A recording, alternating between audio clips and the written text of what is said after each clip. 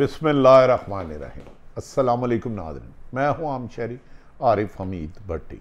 आज लाहौर से मुख्तलिफ ख़बरों के साथ नाज़रीन, नया गैर मुतनाज़ा इलेक्शन कमीशन की तश्कील, इमरान खान ने हिकमत अमली तय कर ली।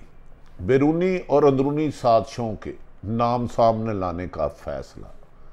नवंबर के लिए अहम मुशावरत शुरू। पंजाब हुकूमत वफाक को टफ टाइम देने के लिए तैयार। पंजाब में तमाम ब्यूरोक्रेसी तब्दील, ईंट का जवाब पत्थर से देने का फैसला। नाज़रीन, एक तरफ तो पाकिस्तान में बारिशों से तबाही हो रही है और वफाकी हुकूमत गाफिल है सिर्फ अपने आप के केस मुकदमात ख़त्म कराने के लिए, जबकि पंजाब में PTI और काफले की हुकूमत आते ही एंटी करप्शन में फराग गोगी और उस्मान बुज़दार के खिलाफ केसों के तफ्तीशी अफसरान तब्दील कर दिए गए। इंसाफ के नाम पर इंतकाम मामूल बन गया। दूसरी तरफ महंगाई का सैलाब, अवाम को कौन बचाएगा? अवाम बेयारो मददगार। हर तरफ से अवाम दबाव का शिकार। हुकूमत और अपोजिशन इंतकाम लेने पर बाजिद। इमरान खान अकेला साजिशों से मुकाबला करने में दिन रात एक किए हुए है, लेकिन 14 जमातों ने मिलकर इमरान खान के लिए मुश्किलात, और उधर इमरान खान की PTI ने हुकूमत के लिए खिलाफ, वफाकी हुकूमत के खिलाफ महाज संभाल लिया। इस दौरान अवाम की मुश्किलात में रोज़ बरोज़ इजाफा होता चला जा रहा है। इमरान खान ने एक एक करके अपने हदफ की तरफ जानिब आहिस्ता आहिस्ता हिकमत अमली बना के बढ़ना शुरू कर दिया, क्योंकि वो समझते हैं कि उनके खिलाफ अपोजिशन की 14 जमातें 40-50 साल से सियासी मकारी, रियाकारी, अय्याशी इस्तेमाल कर रही है और सरकारी इदारों को भी इस्तेमाल कर रही है।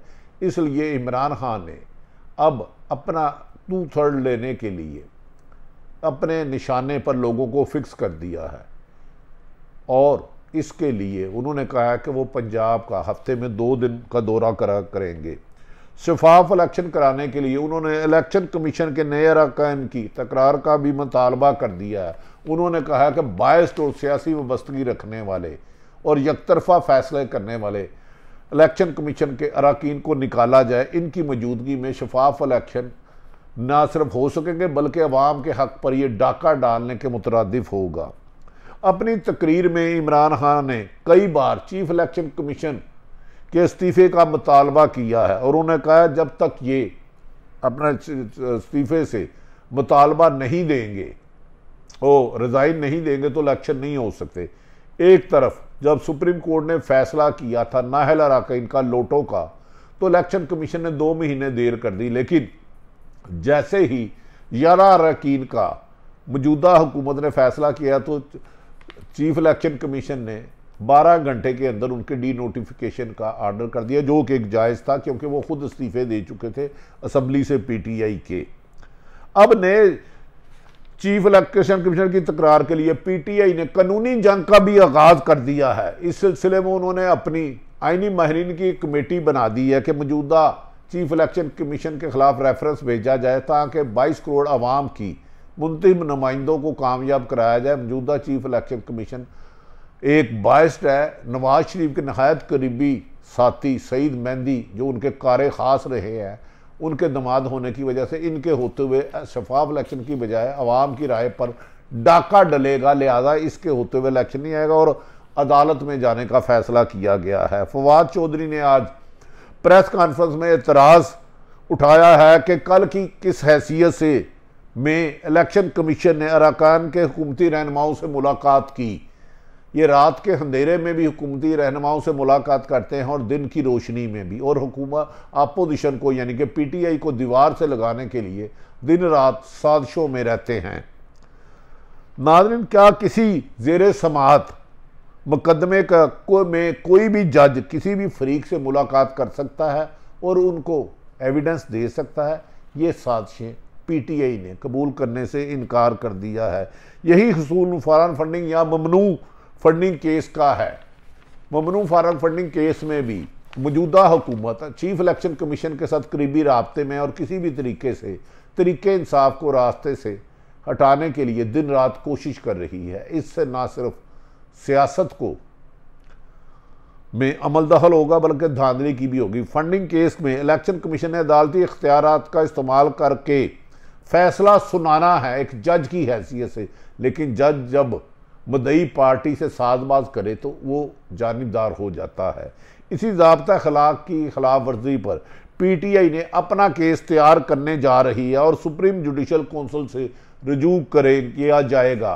उनका कहना है कि सुप्रीम जुडिशल कौंसिल से मौजूदा इनकी जानबदारी के एविडेंस पेश किए जाएंगे और उम्मीद की जा रही है कि मौजूदा चीफ इलेक्शन कमीशन को उनके उहदे से हटा के एक क्रेडिबल शख्सियत को चीफ इलेक्शन कमीशन बना के शफाफ इलेक्शन ही मुमकिन है। इसी तरह पंजाब हुकूमत बनने के बाद वफाकी हुकूमत को भी टफ टाइम मिलने वाला है, क्योंकि पंजाब में हमजा शहबाज ने अपने ब्यूरोक्रेट्स लगा कर 25 जुलाई को जुल्म सितम की इंतहा की थी, उन अफसरों को तब्दील किया जा रहा है। लेकिन मौजूदा भी कोई ज़्यादा अच्छी शोहरत वाले बदकिस्मती है। इमरान खान के विजन के मुताबिक उन अफसरों को नहीं लगाया जा रहा, पसंद नापसंद पे किया जा रहा है। राना सनाउल्लाह के खिलाफ मुकदमा दर्ज हैं, इन्हें इनका सामना करना पड़ेगा। और ये भी कहा जा रहा है कि सानिया मॉडल टाउन में जुल्म और बर्बरियत की दास्तान करने वाले अफसरों के खिलाफ सख्त तरीन कार्रवाई होगी। और पीटीआई के मुताबिक इसका खुरा राना सनाउल्लाह से और जाके शहबाज शरीफ से मिलता है। और इस सिलसिले में महनाजुल कुरान के सरबराह मोहतरम ताहिरुल कादरी हज़ारों दफ़ा एहतजाज भी कर चुके हैं। इसके साथ 25 मई को पीटीआई के रहनुमाओं पर होने वाली शैलिंग, गिरफ्तारियां और छापों के खिलाफ केस की भी तैयारियां की जा रही हैं। क्या हुकूमत इनके जिम्मेदार ब्यूरोक्रेट लोटा ब्यूरोक्रेसी को गिरफ्तार कर पाएगी, उनके खिलाफ कार्रवाई कर पाएगी? क्योंकि ये सरकारी ब्यूरोक्रेसी एक हो जाती है और हर हुक्मरान के साथ अपनी वफादारियां बदल के उनके आलाकार बन जाते हैं। और शहबाज शरीफ के आज भी मुखबर अफसर अहम ओहदों पर तैनात हैं। नाज़रीन, अख्तियारात से तजावज़ करने वाले अफसरान को जवाब देना होगा पीटीआई के मुताबिक, जिसके लिए लिस्टें तैयार की जा रही हैं, जिन्होंने 25 मई और उसके बाद पीटीआई के लोगों और ख़वातीन और बच्चों पर शेलिंग की जुल्म किया। इसके अलावा इमरान खान ने हलफ उठाते ही परवेज़ लाई को सस्ता राशन प्रोग्राम शुरू करने की हदायत की थी और उन्होंने कहा इस सिलसिले में कोताही बर्दाश्त नहीं होगी और फौरी तौर पर आवाम की फलाह बहबूद के लिए काम किया जाए। महंगाई के इस दौर में गरीब आवाम के लिए सस्ता राशन एक अच्छा रिलीफ होगा अगर इस पर ईमानदारी से अमल दरामद किया जाता है। सस्ते राशन प्रोग्राम से गरीब अफराद को आटा, घी, चीनी और सस्ते दामों रोज़मर्रा की अशियाँ मिलेंगी, जिनसे उन्हें 2 वक्त का खाना नसीब हो सकेगा। एक और इशू बढ़ती हुई महंगाई का है, जबकि बलूचिस्तान में सैलाब से होने वाली तबाहकारियाँ ने माजी के रिकॉर्ड तोड़ दिए हैं।